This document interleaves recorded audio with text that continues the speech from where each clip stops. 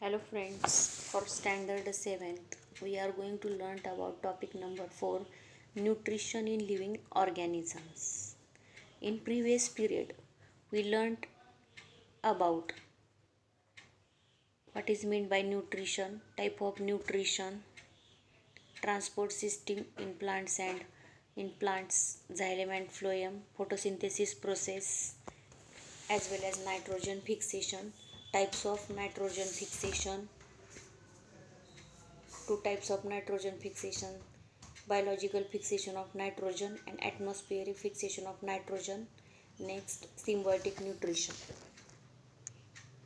We learned more information about heterotrophic plants, insectivorous plants, and saprophytic plants. In this lecture, we are going to learn about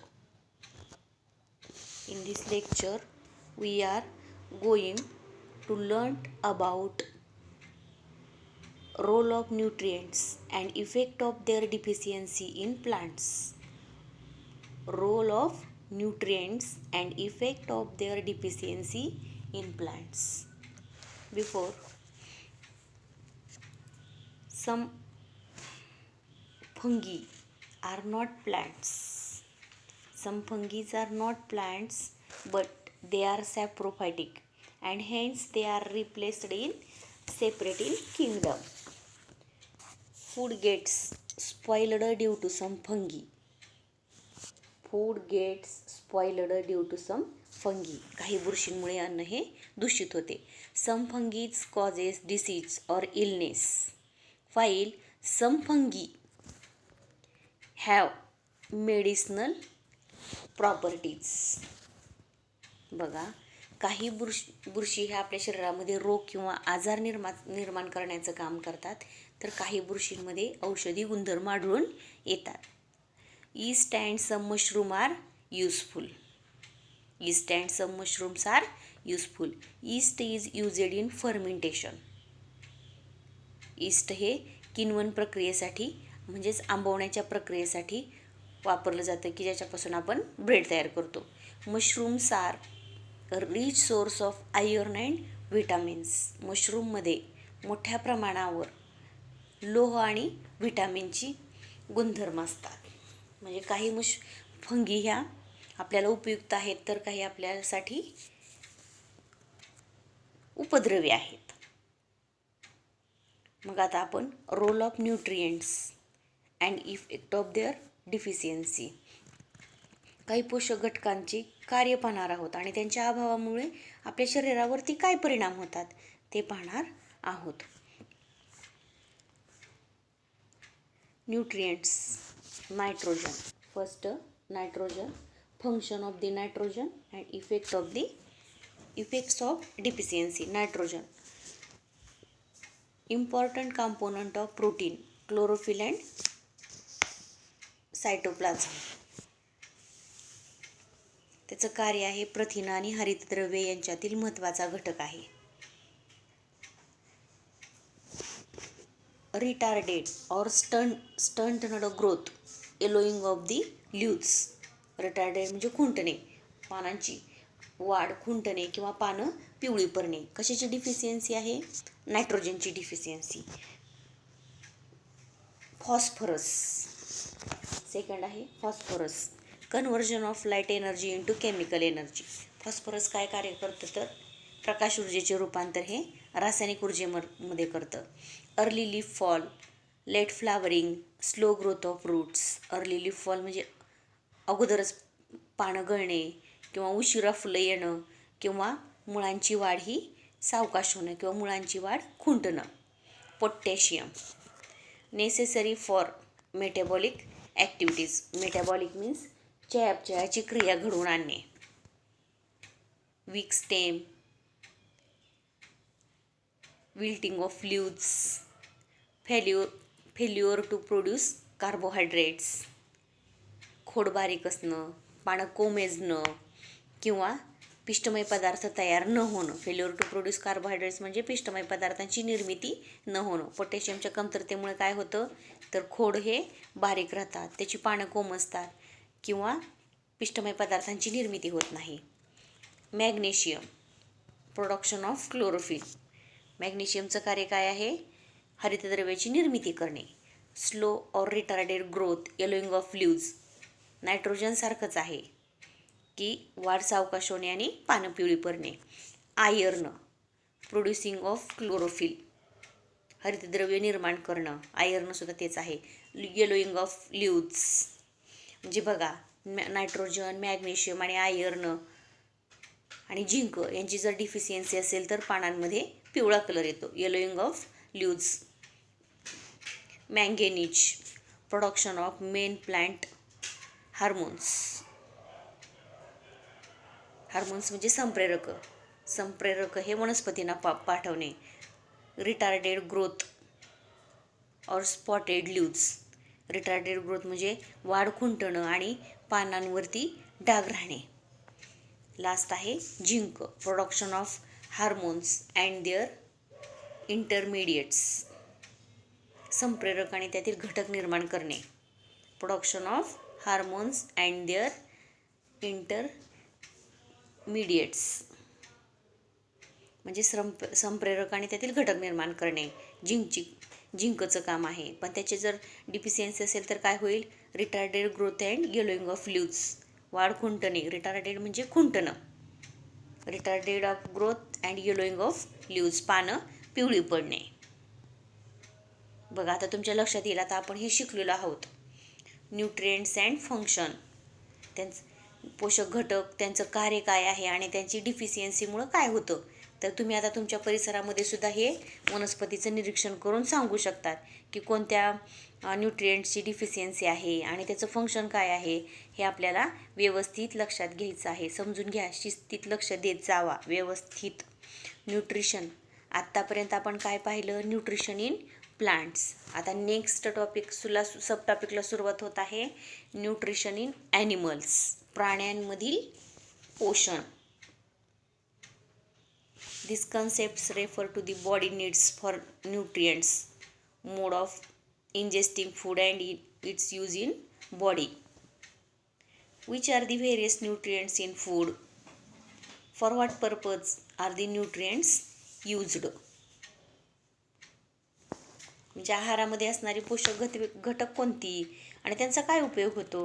आता तुम्हाला लहानपणापासूनच माहिती आहे, क्षार, जीवनसत्वे, प्रथिने, कार्बोहायड्रेट्स. 5वीमध्येच आपण शिकलेलो आहोत. कार्बोहायड्रेट्स, स्निग्ध पदार्थ, हे सगळे काय आहेत? पोषक घटक आहेत. आणि त्यांचे वेगवेगळे, त्याच्यातून आपल्याला काय पोषक घटक मिळतात आणि त्यांचा वापर काय आहे आणि आपण त्यांचा वापर कसा करून घेतो हे पाहणार आहोत. Nutrients necessary for various activities of the body are obtained from the food. Nutrients necessary for the various activities of the body are obtained from food. शरीराच्या सर्व क्रिया ह्या सुरळीत चालण्यासाठी आपल्याला अन्नातून हे पोषक घटक मिळतात. They are supplied to the various parts of the body through blood. रक्तामधून हे आपल्याला पुरवलं जातं. The food that we consumed does not mix with the blood as it is. इकडे लक्ष द्या. The food that we consumed, consume म्हणजे घेणे, does not mix with blood as it is. जे आपण अन्न घेतो ते तसंच्या तसं रक्तात मिसळत नाही. समजा आपण हिरवं वस्तू खाल्ल्या, पिवळ्या वस्तू खाल्ल्या तर आपलं रक्त पिवळं होतं का, हिरवं होतं का? नाही. मग आपण जे अन्न घेतलेलं आहे ते जसंच्या तसं रक्तामध्ये मिसळत नाही. It needs to convert into soluble forms that can easily mix in the blood. It needs to convert it into soluble form. म्हणजे त्यासाठी त्याला रक्तात मिसळू शकेल अशा विद्राव्य घटकात त्याचं रूपांतर व्हावं लागतं. Nutrition in animals involves various steps from ingestion to egestion. बघा शब्दप्रयोग लक्षात घ्या. From ingestion to egestion. Ingestion म्हणजे अन्न ग्रहण करणे आणि इजेशन म्हणजे उत्सर्जन करणे, न पचलेला भाग बाहेर टाकणे. मग प्राण्यांमध्ये ह्या न्यूट्रिशनचे 5 टप्पे आहेत. Egestion to ingestion. See here steps in nutrition from ingestion to egestion. What is mean by ingestion? परीक्षेला प्रश्न विचारला जातो. What are the steps in nutrition? ह्या 5 स्टेप्स लिहाव्या लागतात आणि प्रत्येकाची माहिती पण लिहावी लागते. Ingestion.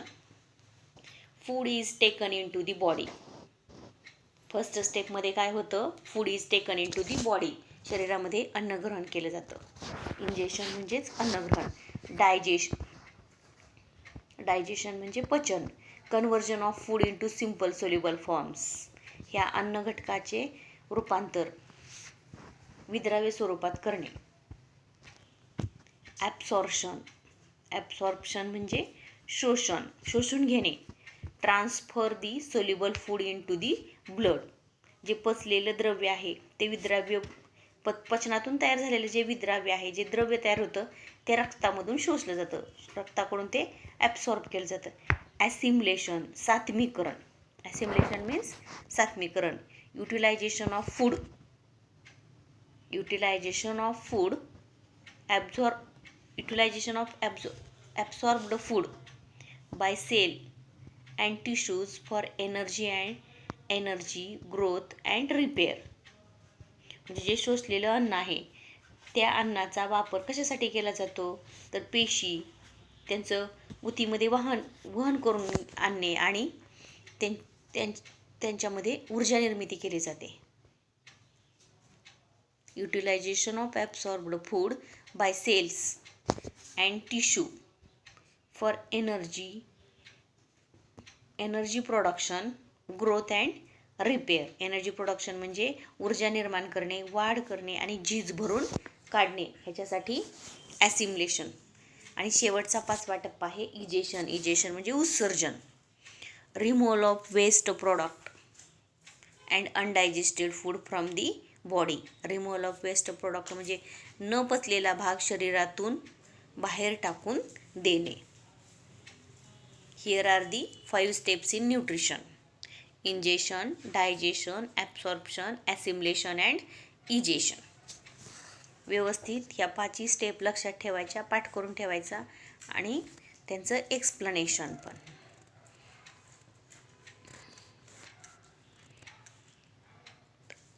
Types of nutrition in animals. Types of nutrition in animals. मग पोषक घटक घेण्याचं किंवा प्राण्यांमध्ये कसं पोषण घडून येतं, प्रत्येकाचं वेगवेगळं आहे. आता बघा, आपण काही प्राणींचं निरीक्षण करतो, प्रत्येकाची अन्न ग्रहण करण्याची पद्धत वेगवेगळी आहे. काऊ, गाय काय करते? पटपट खाते आणि नंतर ते काय करते? पचवते म्हणजे रवंथ करते. फ्रॉग, बेडूक काय करतं? जिभेनं कीटक पकडताना गिळतो. काही प्राणी असतात, काही पक्षी असतात, ते चोचीने अन्न ग्रहण करतात. किंवा शॅमेलियॉनसारखा एक सरड्याचा प्रकार आहे, तर तो काय करतो? तर आपली जीभ त्या भक्ष्यावरती टाकतो. आपण काय करतो? 2 हाताने अन्न खातो. म्हणजे आपल्या अन्न ग्रहण करण्याच्या पद्धतीमध्ये वेगवेगळे प्रकार आहेत, ज्याला आपण म्हणतो swallowing, chewing, sucking, scraping and gnawing. Gnawing means